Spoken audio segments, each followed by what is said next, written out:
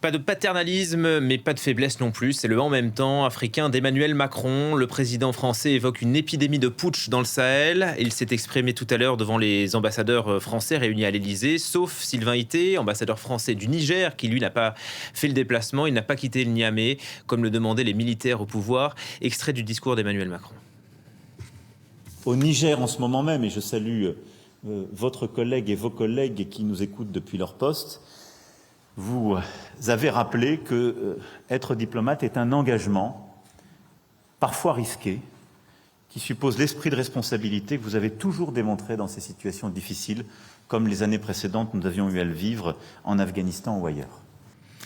Afghanistan que vous avez d'ailleurs couvert, Cyril Payen pour France 24. Vous couvrez également le dossier du Niger depuis maintenant un mois, depuis ce coup d'État. Sylvain Ité lui reste en poste malgré la pression de la junte. Paris refuse qu'il quitte le territoire parce qu'il ne reconnaît pas les militaires au pouvoir. Ça peut aller jusqu'où ? C'est une bonne question. En tout cas, on est dans une équation un peu compliquée, surtout qu'avec la position très très ferme du président, on voit bien que le président, depuis Macron, depuis ses vacances à Brégançon, on le sait, suivait cette affaire. Il est en liaison, c'est un secret pour personne, direct avec l'ambassadeur Ité plusieurs fois par jour. Et on a vu d'ailleurs cette allocution, qui est cette grand-messe diplomatique. Là, sur ce dossier, il parlait sans notes, il connaît parfaitement les tenants et les aboutissants. Et donc la position française ne change pas. On ne reconnaît pas la junte militaire qui a pris le pouvoir le 26 juillet. On demande un retour à l'ordre constitutionnel. On peut négocier via, évidemment, les partenaires du bloc ouest africain de la CEDEAO. Mais surtout, évidemment, il concrétisait quelques heures après l'expiration de 48 heures lancée à l'ambassadeur de France, Sylvain Ité. Il confirmait qu'il n'est pas question, en vertu justement du fait qu'on ne reconnaît pas le pouvoir militaire à Niamey, il n'est pas question que l'ambassadeur de France réponde à cet ultimatum. Et donc ne quittera pas. L'ambassadeur lui-même, d'ailleurs, est un peu barricadé, je dirais, bunkerisé dans son ambassade qui se trouve en plein cœur de Niamey. Il n'est pas question pour l'instant donc d'en partir. C'est la position française.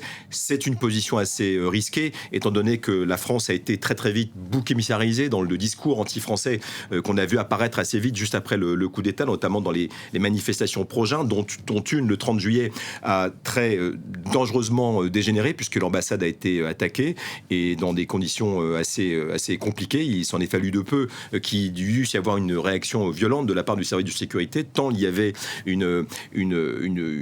l'importance des manifestants anti-français, mais il y a aussi, rappelons-le, 1500 soldats et soldates qui sont au rond-point de l'escadrille, dans la base française, reclus. Ils ne peuvent pas sortir, ils sont coincés depuis un mois, encerclés par des patrouilles des FAN, les forces armées du Niger. Donc c'est une situation un petit peu compliquée du point de vue français.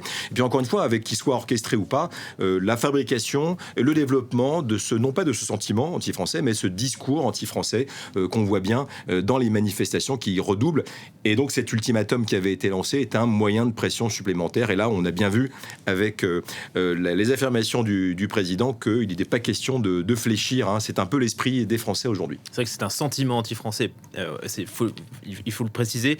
Emmanuel Macron revient aussi dans son discours sur le paternalisme à la française sur l'Afrique. C'est la fin, dit-il, ni paternalisme ni faiblesse. Ça veut dire quoi concrètement ? Est-ce qu'il y a une nouvelle stratégie française qui se déploie aujourd'hui en Afrique ?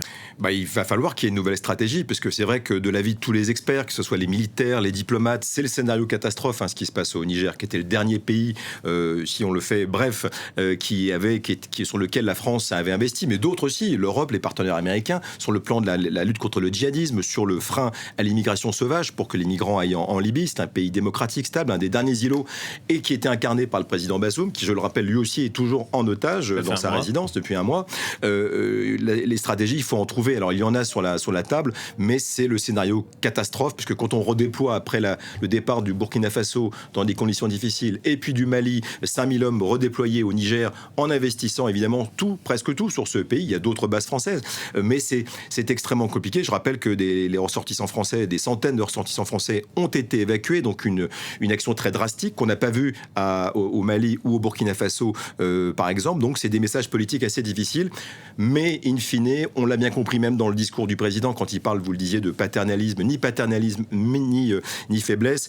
une page se tourne de manière brutale, beaucoup plus brutale qu'on l'imaginait, mais certainement c'est la fin d'une ère, d'une forme d'influence traditionnelle de la France dans les pays africains, notamment dans le bloc de l'Ouest, certainement. Ça se passe pas du tout comme c'était prévu, beaucoup plus rapidement, et le Niger est un avatar, ou un des symptômes en tout cas, de ce déclin de plus en plus probant, de plus en plus patenté de l'influence française dans ces pays. Au profit de qui, très rapidement? Eh bien, des pays qui contestent notamment la place de la France. On pense évidemment à la Russie, mais aussi la mort de Prigojine va peut-être rebattre les cartes dans l'influence de Wagner dans ces régions. Wagner n'est pas encore du tout au Niger, ni au Burkina Faso, mais au profit il a parlé d'ailleurs de ça, du déclin de l'Occident dans une société beaucoup plus mondialisée, une Afrique également beaucoup plus mondialisée, donc on pense aux Chinois, évidemment, aux Turcs, aux Indiens, mais avec le bras armé de l'influence. Les Américains, c'est un peu plus compliqué, on est pour l'instant partenaires, mais ils cherchent un peu leur voie aussi au Niger, parce qu'ils ont de gros intérêts de coopération de sécurité au Niger. Merci beaucoup pour cette analyse. On part après